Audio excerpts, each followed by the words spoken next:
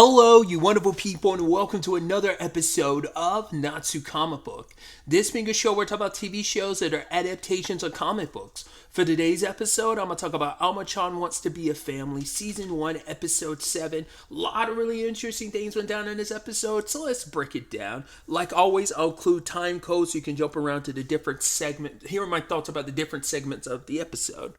Well, first and foremost, let's start off with the opening segment where Toki's over at the house, and apparently Inji says that basically things kind of get a little buggy and wonky anytime his sister's around, which I guess she just radiates that type of energy or something. But I love that Suzume's just kind of like, oh, there must be a coincidence or something. Because the only reason why Toki's there because she happens to see her and Toki and Alma bumped into each other while Toki was coming home from work, and obviously Alma, I think, was coming home from school.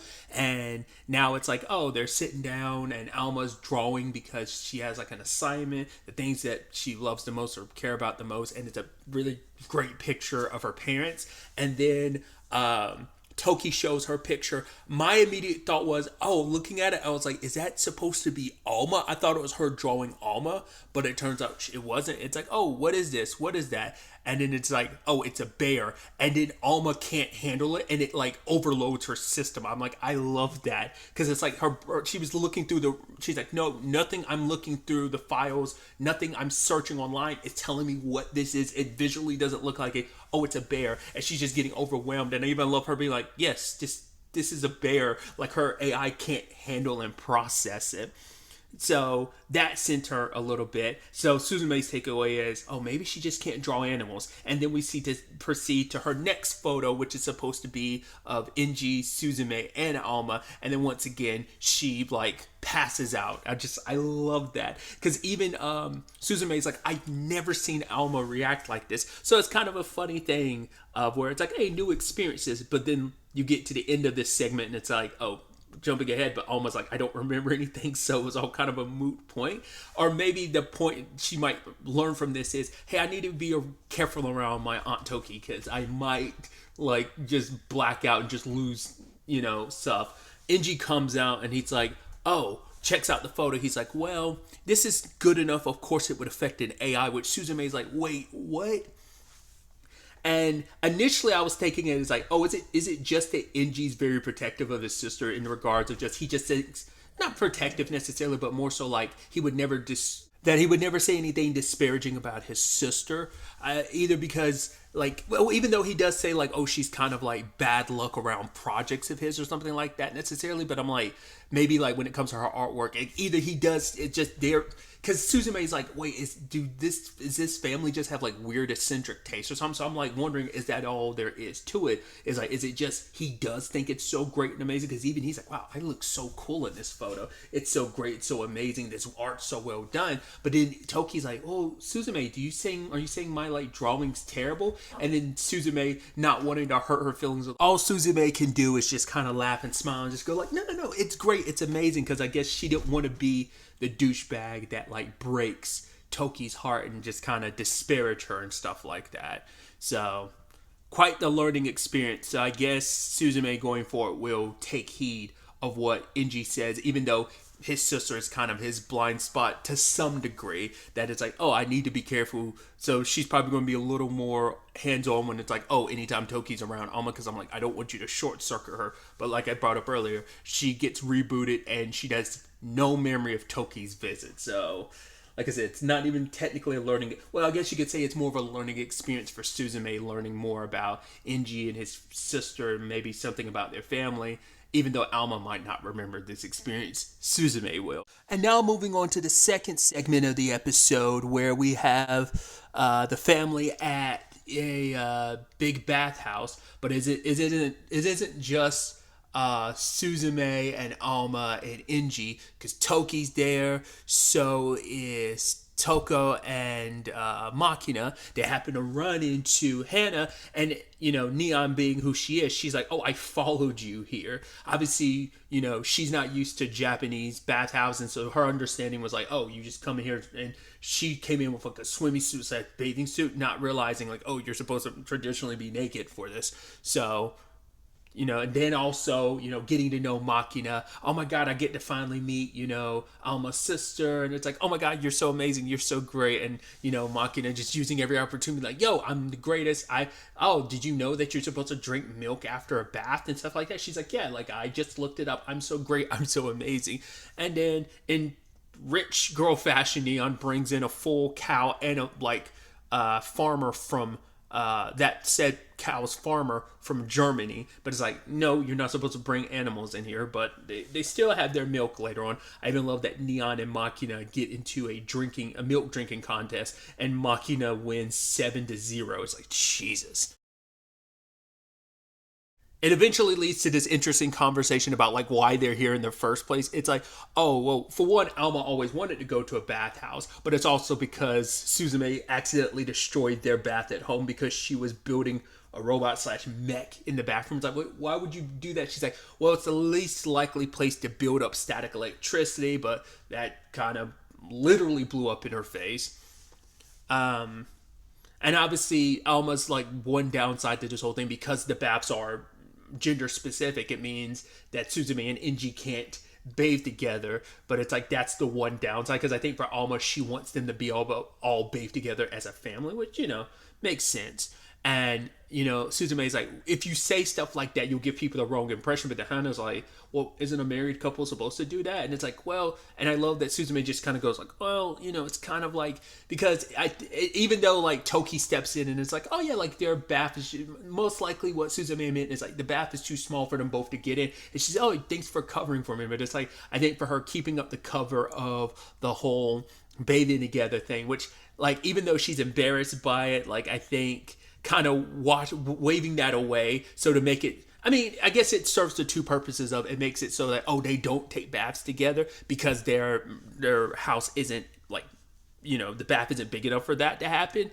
So I guess she was happy about that. But even though it's kind of like the implication is if you had a bigger bath, you would do it. So, but I guess you're fine with the implication rather than people thinking you actually do, especially Toko, because she was about to lose her mind over like, wait, don't tell me you actually bathe with him and stuff like that. Which obviously feels like that's set up for the future where that potentially happens, where it's like when they do get their bathroom remodeled, maybe that's when this might, I mean, for all we know, that might happen in the next segment. Once again, I watch these segment by segment, so I don't know what the next part of the episode is. So that could potentially be a future bit in this part of, in this episode, or it could just be a future bit later on in the story revolving around that. But either way, but there's something very specific Alma wanted from this whole getaway, and it was basically to get Inji to relax, because Inji's obviously the most stressed out about Alma, because he's like, well, there's been a lot lately, weird characters and crazy circumstances that have popped up in her life, and he's kind of been worried about what kind of influence they'll have on her. And so Alma's here to give him a massage, and they're drinking milk together, and he's like, oh, as long as there's no like anomaly. She's like, the only anomaly is you, because your stress levels have gone up, specifically from when Makina and her went to the moon, and then the whole Suzume getting sick part of the episode as well made him kind of, that was that episode 5 and 6 respectively, that it's like it made him really worried, because he tries to pretend like he doesn't care, but he does. And now he kind of realizes this whole getaway was for his sake, for him to relax a little bit. She wanted to find a way that would help him, and he realizes like, well, yeah, that's just Alma just being the good daughter I kind of told her to be. So he's trying to relax a little, and even Suzume tells him like, yo, like, are you going to be a good father and listen to your daughter when she's like worried about you? Because it's like, don't think you could hide anything from Alma. Alma could obviously read you quite easily and tell something's up. So she's doing this all for your sake. So just kind of submit to it and relax. And he's like, all right. So she does the massage. She's like, oh, that's pretty good. I'll relax, because he hasn't really had an opportunity to just stare off and just kind of, not stress and think about stuff. And then Alma proceeds to electrocute him as she's like massaging him, and he's like, what are you doing? She's like, well, it's supposed to help your muscles and stuff. In fact, she has the electricity to kind of stun people. In fact, it says like at maximum voltage it can knock out a bear.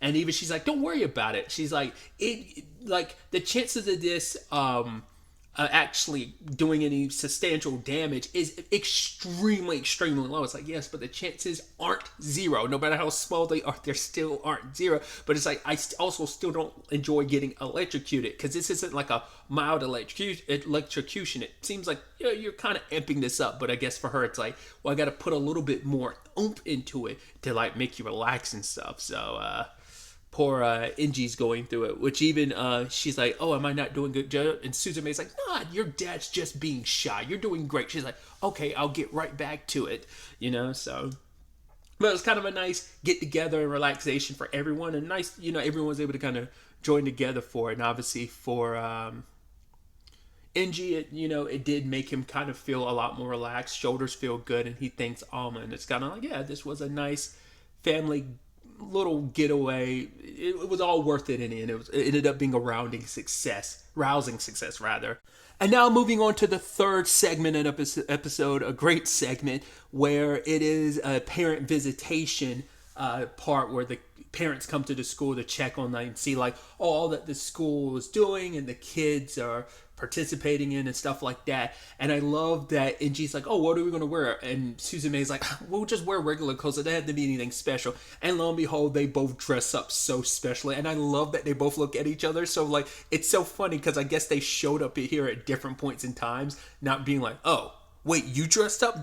What about the whole, like, why are you so well done up? Like, didn't you say the whole normally thing? Well, what about you wearing that, like, lab coat and stuff? He's like, well, yes, who cares? It's very, you know, formal attire as well. She's like, well, actually, the material is actually really good.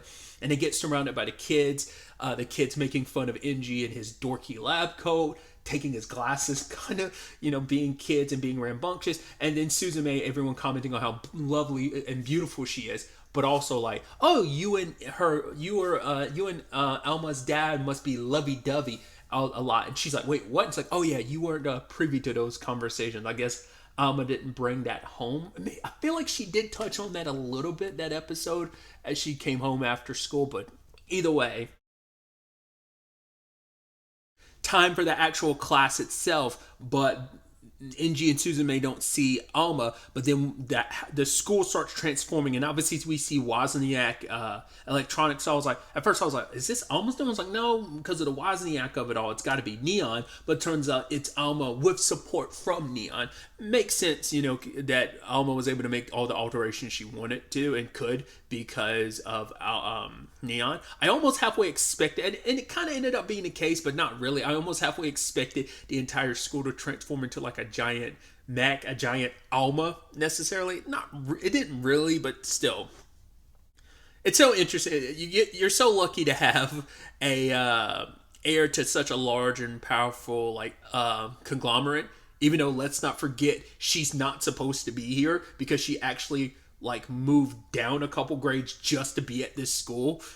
Once again, I love that we're just letting that happen. But once again, the principal is just he's still hands on, but he's still like a lot laissez-faire about just kind of like letting a lot of wild stuff happen at the school. But either way, Alma has basically modified the school. I thought she was doing this just for the visitation, but I think she probably had already implemented this stuff because she says like, yes, because she's had so many great experiences at the school since she's been here versus like, you know, stuff that she couldn't learn at home. And so she wanted to kind of give back to the school and kind of increase proficiency and lessen the burdens on the teachers. So a lot of the school has been modified. There's a lot of stuff to kind of help the teachers over, like, so they don't have to overtime and overwork themselves.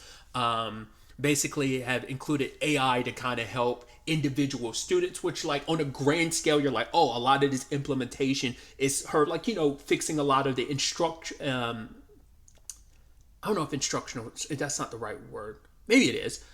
Some of the more intricate might be what I'm looking for. The more intricate aspects of the infrastructure of the educational system, and you're like, oh, that's actually really nice because that is the problem. I'm like, you know, teachers don't always, you know, you just kind of have to kind of get the whole class moving as one, and kids don't always get that one-on-one attention that they need to kind of, you know, go at their own level, go at their own pacing. And so Alma's implemented a lot of these changes. In fact, she got the principals go ahead to do this. Like I said, going back to him, how laissez-faire he is, which obviously Suzume and Injin are just like, wow, you can't. I mean, Engine's more like shocked, but like Suzume's more like, oh wow, this is so great. I can't believe you've done all this. And because she's recognized a lot of the issues that are at the school and she wants to make things better. And we see like, hey, like people and the kids are answering questions and getting it right. So it is all working. And obviously the teacher's just like, oh my God, thank you so much, Alma. You're my savior for like taking off some of, because like, you know, teachers are running themselves ragged with like some of the like overtime and overwork they had to do. But,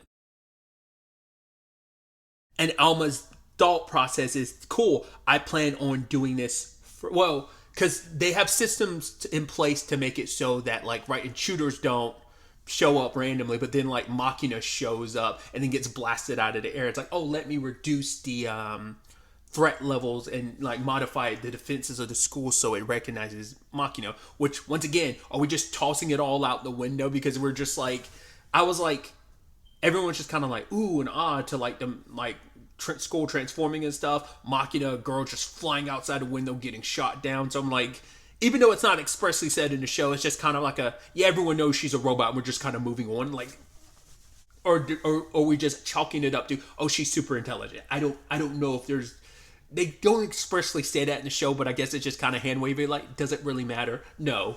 You know, I wondered how they were going to handle that going forward because I'm like, it's just kind of all out in the open anymore. It's like we're not even pretending anymore. And I think NG and Suzume kind of gave up, but like I said, some of that could be hand wavy away, so they're perfectly fine with things being what they are. But either way, the thing is, despite being an AI, Alma's still pretty young in her development, so all of this is too taxing because she's stretching herself too much because she's overseeing so much happening at once. It is too much to process for her, especially because like once she tries to change one thing, it has a domino effect of affecting other stuff, and it's just, this was the tipping point to kind of overload her system. But for Alma, she doesn't want to change anything or stop any of this or undo the changes because for her it's like, no, I need to be able to do this forever. But then Neon's like, forever? Like, were you planning on staying here even when we all grow up and graduate? And then Alma thinks about it because she had never really thought about it. Like, eventually her friends that she's made here will leave this school. So it's like, she's not doing this just for their sake. This is for the school because her plan is to not only start with the school, she plans on advancing the city and then advancing the country and then advancing the world to make it like advanced and proficient. And I love like the depiction of that where we have like, the world kind of represented like a head. I thought that was kind of a nice, kind of cute depiction of like what she kind of wanted for the world. Just kind of like it looking a little Alma-esque coded. But yeah, Alma had never really thought about that. And I think that kind of just hit her all at once thinking about that. But it came up in the previous episodes of like, well, there are other bodies for Alma, so she can grow up too. So it's not like she has to be left behind and just stay here. But it's like, as the kids get older, she can have older bodies too. Like that's the benefit of having the parents she had. They can always make her older body so she gets to experience all the different stages of life, which is actually kind of pretty neat. But yeah, the system gets overloaded, and then like the robots start attacking some of the teachers and staff and people. But then, you know, to cover this, Suzume works on like the more hardware side of things, obviously NG on the more software side of things, and they ultimately end up creating like, you know, fixing a lot of machinery and also the software AI. They created one to cover for Alma. That way, for one, Alma isn't, you know, handling all this on her own. She gets to still kind of enjoy her time as a kid and without overtaxing herself with all of this. But also this way, the changes that were made could stay post Alma eventually graduating. But even then it's like, well, they could only make something that could cover about 60% of the project she had made.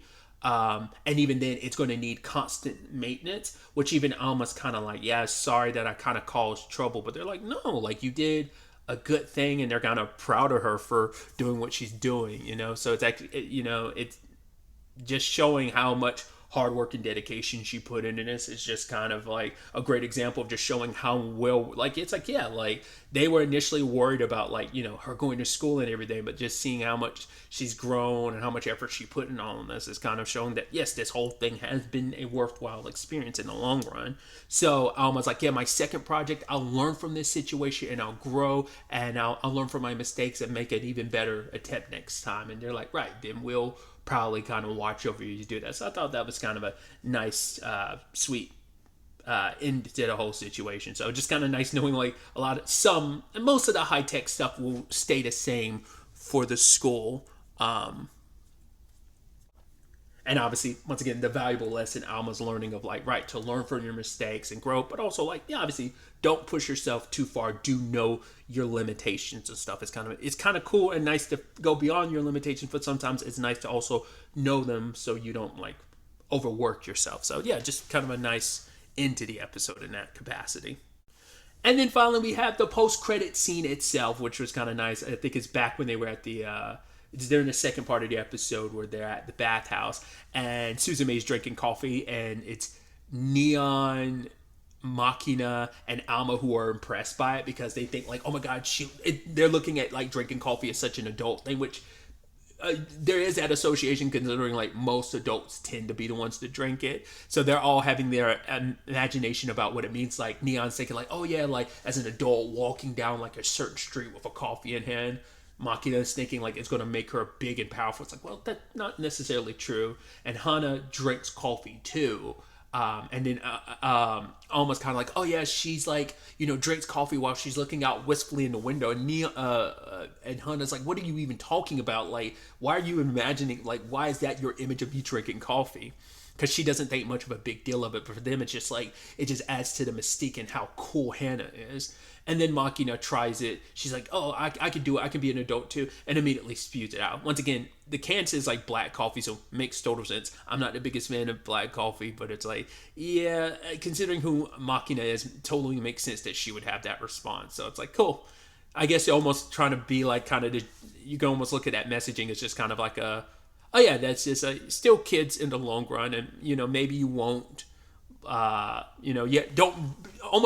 rush to be adults, try to fit the mode of like, no, your kids enjoy it. Maybe you'll enjoy that coffee when you're adults and stuff like that. Or maybe it's just a thing of maybe you never will, especially on Makina's side of things, just because, it's probably too bitter for her. So, but yeah, just kind of a nice wrap up to the episode as a whole. Very excited to see what the next episode has in store for us. But really, that's all I wanted to talk about. Till the next time we meet, be happy, be safe, live life to the fullest, and enjoy it. Good day and goodbye.